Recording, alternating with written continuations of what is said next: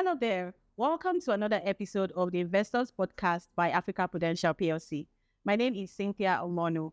On previous episodes, we discussed about what unclaimed dividends are, the journey of this dividend from the company down to the investors, and the possible technical barriers that could make these dividends unclaimed, the responsibilities of the stakeholders in ensuring that this doesn't happen. So on this episode, we'll be looking at the human side, the stories behind these unclaimed dividends.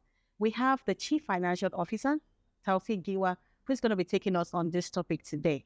Welcome to the show. All right, thank you very much, Cynthia. Thanks for having me today. My name is Taofik Giwa. I'm the Chief Financial Officer of the organization. Thank you. Welcome. Answering the questions and giving the viewers what they All right, thank you so much. want. So I would start by saying, unclaimed dividends. When people discover they have these dividends, what does it teach them about financial awareness and record keeping? All right, so let me just start from the historical perspective of what could lead to you not for us having unclaimed investors. Then I'll now migrate to what it gives to keep in terms of the financial literacy part, what it gives them in terms of I know that I have unclaimed, what can I do with the money, right? So historically, what led to this something it's from the one era when a lot of government officials, a lot of big guys had money, they were looking for how to invest. So how to not just invest to kind of conceal the source of the funds. They were investing in different names. They are cleaners, drivers, cooks, and all of that. Even relative cousins and all the rest of them.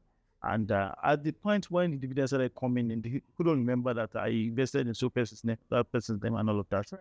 So that's what led to it in one part. And also, secondly, after 2013, there was this 2008. Sorry, there was this rush by everybody to go and start buying equities. As offer. Yes, public offer, and all of those things. So a lot of people went and bought those shares. They didn't know what shares are about. They are not financially literate as to what shares what they're going to be getting in terms of return, which is capital gain and also dividend, right? So I'm personally speaking from experience. I bought first bank shares there.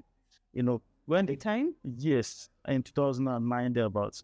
So when the return started coming, I didn't know what to do with it. I was just piling it up in my. But you knew that there was something like dividend. I was getting the dividend warrant, right? Okay. But I didn't know what it meant. Where I was going to cash the money, I didn't know. I was just collecting it and dumping it in my archive, and that was it. So I kept piling up. Yes, that was it. So later discovering that these things are actually money that you can use to do something valuable. Right. It gives me that pride and joy.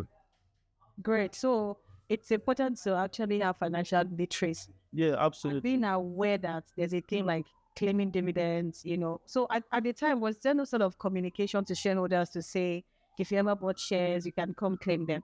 Okay, so then there was this rush for, a lot of investors going to the capital market then, right?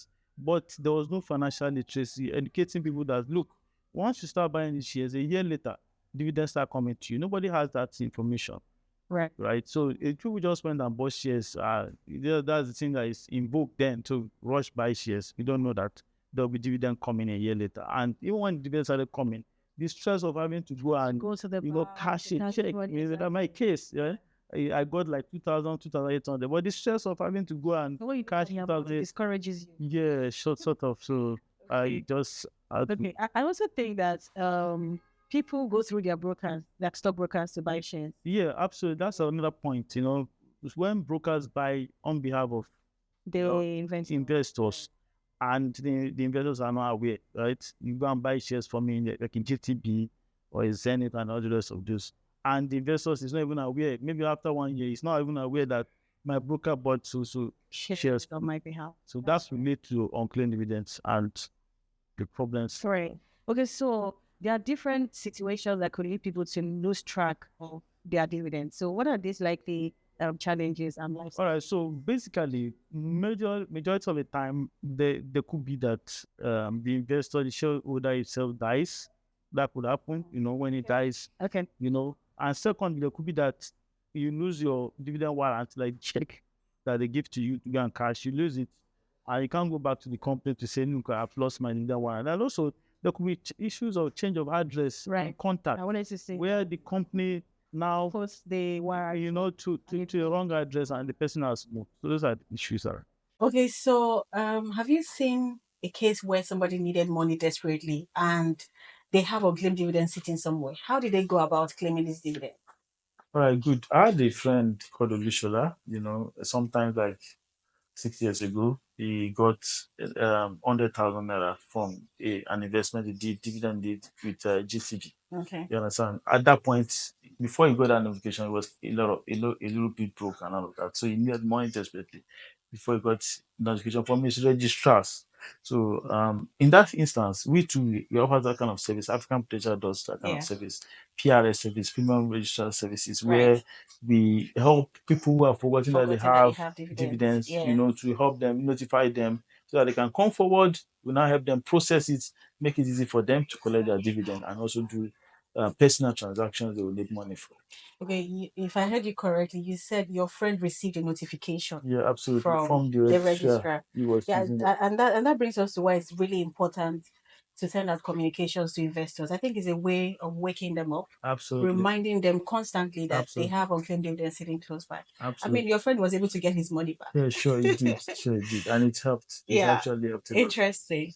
Thank you so much for coming to the show. I think that's about the questions we have for you today on the show. So we appreciate you. Thank you, and we like that you really gave us insights on how these unclaimed dividends come about. Even going back to the history. From the days of Giwa, it was really insightful. Sure, I did, but I'm not too old. Not like, Oh, but I have to get that you don't need to be old. for historical And that's the literacy we're talking about. It's important. Yeah. Thank you so much for coming on the show. You're It was welcome. really nice You're to have you. welcome. And I'm sure our shareholders, our investors are now aware of, where these unclaimed dividends come from, how they can track, the dividends and ensure that they claim these dividends. Thank you so much for staying with us. We'll be back on the next episode with a step-by-step guide on how you can claim your dividend as a shareholder. Till then, stay tuned and do not forget to like, comment, and share this video to other investors. Thank you so much.